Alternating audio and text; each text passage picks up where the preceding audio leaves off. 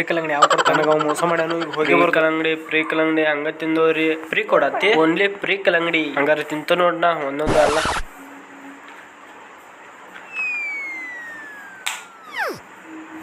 ತೋರಿ ಪೇಪರ್ ಬಾಯರ್ಸ್ಕೋರಿ ಬ್ಯಾಡಗಪ್ಪ ಇನ್ನೊಂದು ಎರಡು ತಿಂತನು.